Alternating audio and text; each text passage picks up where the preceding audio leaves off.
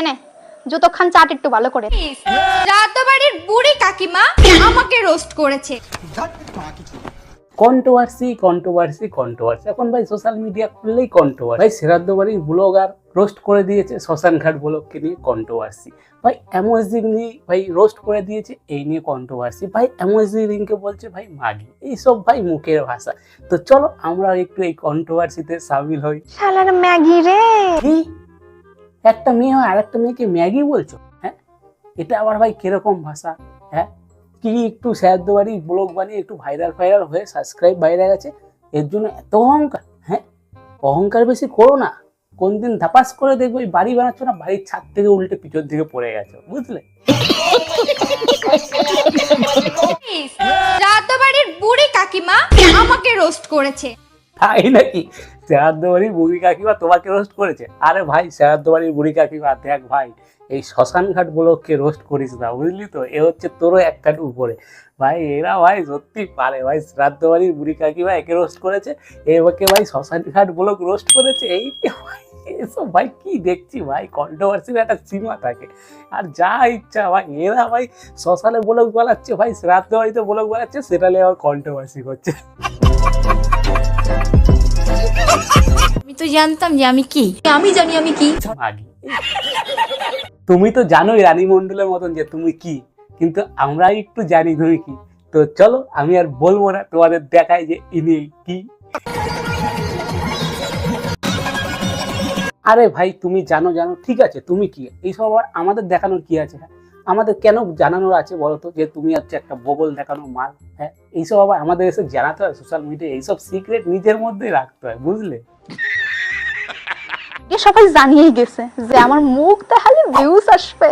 আমাদের ভিডিওতে না তোমার মুখ দেখালে ভিউজ আসবে, কিন্তু তোমার ভিডিওতে কি দেখালে ভিউজ আসে আমি তো সেইটা বুঝি না। চলো তোমার ভিডিওগুলো একটু দেখে আসি, তোমার ভিডিওতে কি দেখায় তুমি ভিউজ আসবে এত।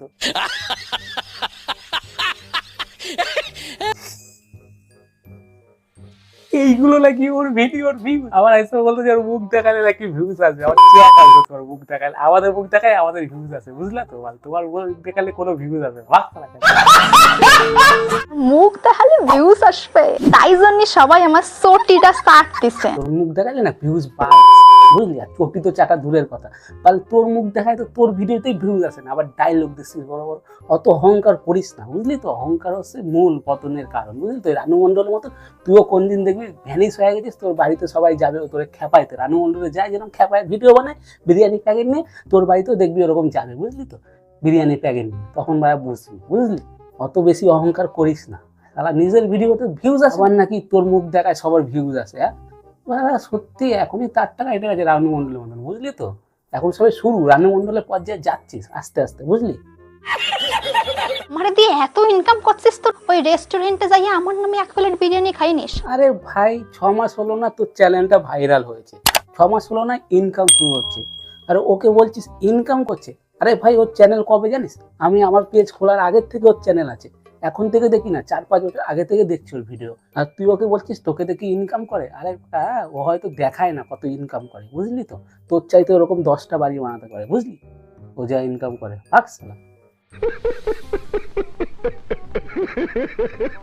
একই রকম চুল বান্ধায় আমরা সব ভিডিওতে দেখতে পাই, তার মাথায় আবার নতুন করে গিলু ক্যাম্পাই আসে। এরকম চুল রাখলেও প্রবলেম?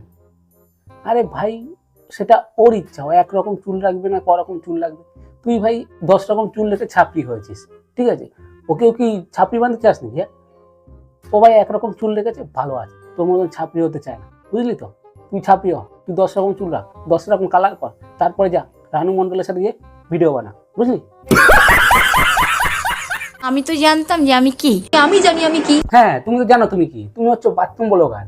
ওই বৌদিগুলো আছে বাথরুমে ড্যাশ দেখায় ভিডিও বানায়, ছান করে, তুমি হচ্ছে তাই। তোমরা আবার ভাবছো হঠাৎ বাথরুমের ভিডিও কোথায় আসলো?